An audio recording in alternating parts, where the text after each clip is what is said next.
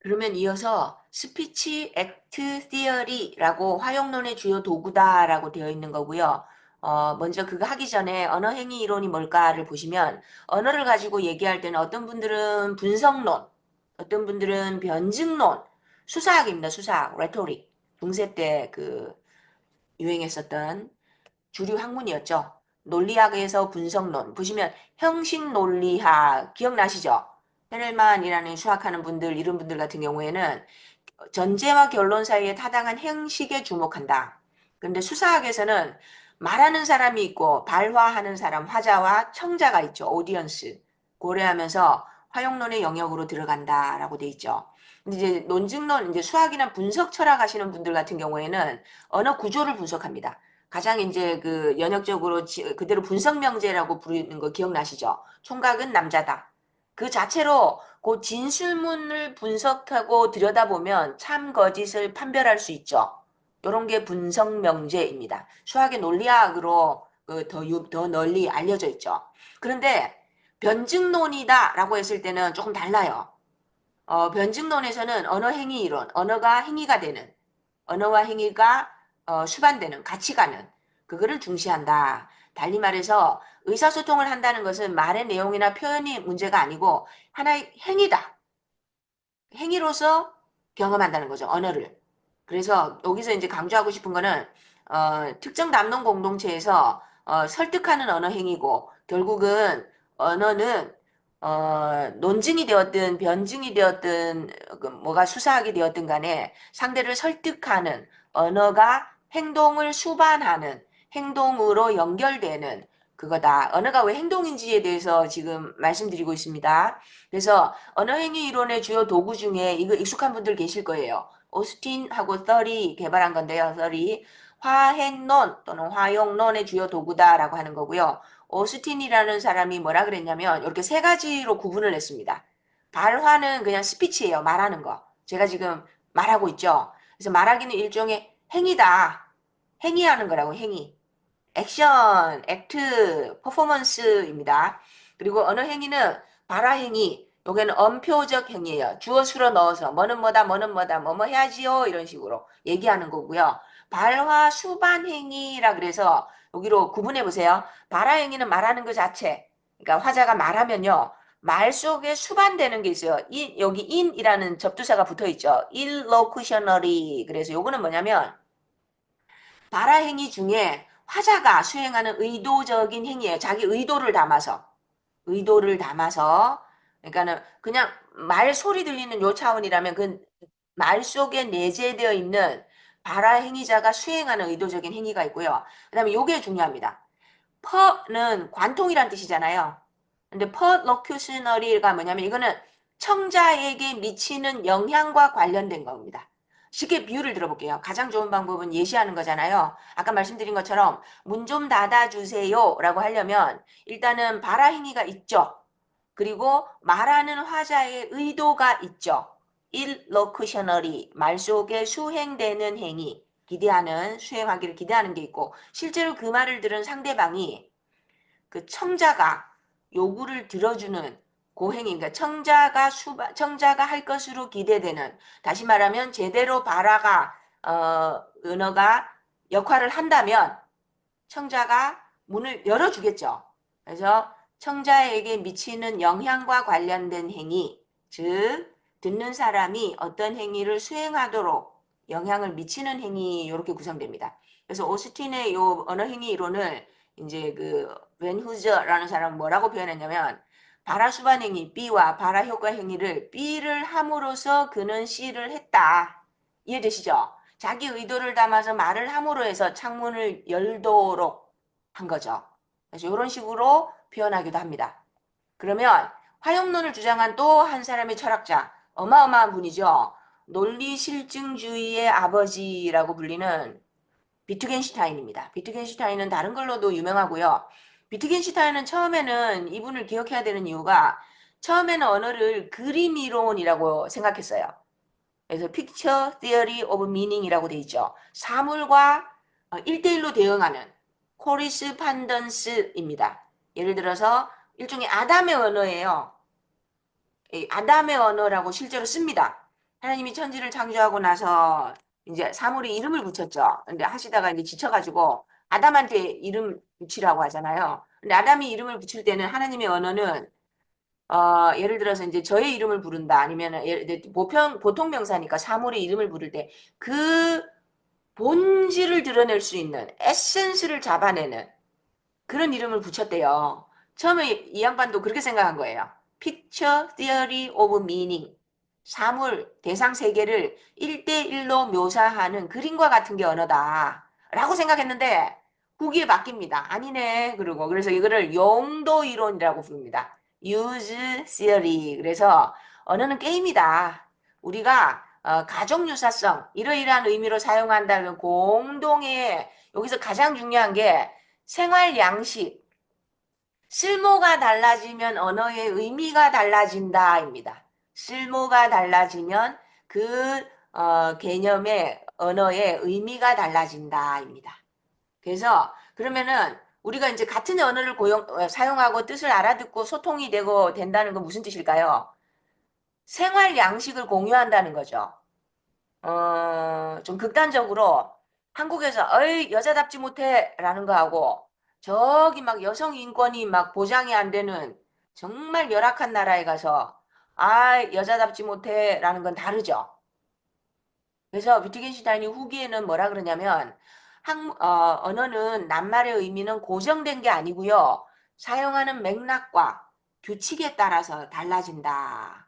다시 말씀드리면 좀 이게 과장되게 표현을 하면 언어의 의미는 function of time and space입니다.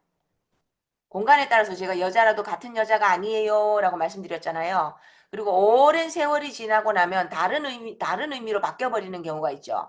아까 말씀드린 이데아였는데 지금은 어때요? 소문자로 쓰면서 개인의 관념이나 그런 걸로 그 의미가 굉장히 축소되었죠. 아니면 전혀 다른 의미로 쓰이고 있죠. 그래서 이건 무엇을 시사할까요? 학문 공동체의 상호주관적 합의에 따라서 기존 언어 게임이 달라지면 이질적인 담론의 출현이 가능하다 이렇게 되는 거죠. 그러니까 패러다임까지 갈 것도 없이 하나의 개별 개념도 오랜 시간이 지나거나 아니면은 그게 이제 쓸모가 아니면 삶의 양식에서 그 언어의 쓸모나 용도가 달라지면 그 개념의 뜻이 달라진다라는 겁니다. 그래서 여기 보시면 특정 언어 게임의 맥락에서 언어 사용자는 끊임없이 맥락 기반으로 뜻을 유추하셔야 돼요.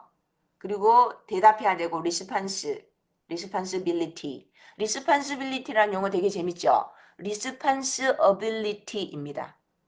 그러니까 추상적으로 볼 때는 그러니까 책임 있는 응답하는 그런 게 되고 아까 이제 구체적으로 좀 그 비율라마가 창문 열어줘 그랬을 때 응답하고 열어주는 그런 것도 됩니다. 그래서 언어에는 쓰임에서 나타나는 공통된 속성이 있을 뿐이고 맥락적이고 상호관계 속에서 의미가 결정된다라고 얘기했어요. 그래서 비트겐슈타인도 역시 화형론으로 돌아섭니다. 그래서 언어 활동은 삶의 형식, 양식이나 어떤 하게 되는 실천의 문제고 결국은 쓸모의 문제다. 행위를 수반한다. 라고 했고요. 그리고 우리가 무언가를 안다라는 거는 뭐라고 생각했냐면 테오리야, 관조하고 이론 만드는 그 차원이 아니고요. 사물의 상태의 변화를 가져오기 위한 의도적인 행위다. 라고 표현했습니다. 그래서 결국은 비트겐슈타인은 뭐라 그랬냐면 철학이란 언어라는 수단을 통해 우리의 지성이 걸려있는 마법에 대항하는 전투다. 그래서 아인슈타인은 세상의 변혁을 위해서 바꾸려면 요즘 이렇게 2022 개정교육과정에서 트랜스포머티브 컴피턴시 할 때 그 트랜스포머티브가 변혁입니다. 폼을 바꾸는 언어라는 수단을 활용하여 거듭해서 세상의 마법을 거는 기술적 노동을 통해 세상을 새롭게 창조할 수 있음을 시사한다. 요게 이제 비트겐슈타인의 하용론입니다. 관조하고 영구불변의 개념의 의미를 주장하는 게 아니고요. 비트겐슈타인은 하나만 더 말씀드릴게요. 가족유사성 그래서 저희가 살아있으면서 의미 변화가 데피니션이 바뀐 단어가 있습니다. 스포츠입니다. 스포츠에 바둑 들어간 거 아시죠? 2022년 1월 25일 처음에 반대도 있었고 막 난리가 났었어요. 왜냐면 스포츠 그러면 뭐예요? 근육을 쓰는 또는 뭐 그 여하튼 그런 거 떠오르는 거 있으시죠? 근데 바둑이 스포츠야? 이렇게 된 거예요. 근데 여러 가지 뭐 그 아까 해당 공동체의 패러다임이라고 말씀했었잖아요, 앞에. 그래서 스포츠가 들어가면은 바둑이 스포츠에 들어가면 굉장히 스포츠가 지적인 활동으로 그 보여질 수도 있죠. 지적인 측면이 굉장히 강하다라는 걸 그런 느낌이 들잖아요. 그래서 이러저러한 이유로 추가됐습니다. 스포츠로. 요게 가족유사성입니다. 가족유사성이 뭐냐면 우리 가족의 구성원이 바뀌면 이게 너무너무 구성원이 많이 바뀔 경우에는 이 가족의 의미가 달라지는 거예요. 그러니까 지금은 속성이 달라진다라고 한번 표현해 볼까요? 그래갖고 우리를 대표하는 의미가 달라지고 종국에는 데피니션도 달라진다고요. 그러니까 의미, 규미, 뭐뭐는 뭐뭐다라고 하는 거 있죠. definition, define. 예를 들어서 이제 곽씨 집안에 사람들이 키가 너무 작아. 그래갖고 이제 앞으로는 장가가는 사람들은 모두, 왜냐면 여자는 출가 외인이니까. 요즘은 그렇지도 않지만요. 무조건 며느리를 170 이상으로 데리고 와라. 아니면 결혼 안 된다. 그럼 어떨까요? 계속 그렇게 했대요. 두 세대, 3세대 가면은 곽씨 집안은 키가 커. 이렇게 되겠죠. 예. 그래서 그런 식으로 지금 제가 말씀드리는 거는 조금 이상하게 들릴 수도 있는데요. 가족유사성이라고 하면서 뭐라 그랬냐면 어떤 단어나 개념의 의미는 영구불멸이 아니라고요. 영속성이 있는 게 아니고 이터널한 게 아니고 맥락에 따라서 쓸모에 따라서 비트겐슈타인의 비유를 빌리면 용도, use theory에 따라서 개념의 의미는 어떤 단어, 언어의 의미는 해당 공동체 생활 양식을 공유하는 공동체의 언어의 의미는 바뀐다입니다. 저희도 없는 단어 새로 들어가기도 하잖아요. 썸 타다라는 단어 아시죠? 이거 사전에 올라간 거 아시죠? 썸 타다. 저는 처음에 이제 이게 뭔 말인지 모르고 있다가 노바디에서 썸바디로 넘어가는 게 썸 타다인 거보다 노바디에서 썸바디로 nobody, somebody 그러다가 you mean everything to me 이렇게까지 가잖아요. 모르는 사람이다가 somebody가 되는 그 단계. 하여튼 제 생각이었습니다. 그래서 요게 비트겐슈타인의 화용론입니다. 지금 화용론을 계속 말씀드리고 있습니다. 그다음 마지막으로 펄스의 화용론을 말씀드리려고 합니다. 펄스라는 언어학자, 기호학자이면서 과학 철학자로도 알려진 과학교육에서 펄스는 기축법으로 유명한 분입니다. 요 세 가지죠. 과학은 인문학이나 사회과학과 달리는 인과관계, 원인이 되는 것과 결과가 되는 것에 대한 인과 법칙을 찾는 학문입니다. 뭐 하려고요? 프리딕션 하려고요. 예측하려고. 미리, 딕트 말하다. 내일 비가 올까 안 올까? 올 여름이 얼마나 더울까? 올 여름은 봄 없이 여름으로 간단 말도 있죠. 그래서 요거를 세 개 중에 무엇을 찾느냐에 따라서 연역기나 기출로 나뉩니다. 끄집어내다는 뜻이에요. 덕트. 디덕션 그러면은 사람은 죽는다. 과거는 사람이기 때문에 죽겠네. 요게 연역입니다. 1번 결과 찾기. 그 다음 귀납은요.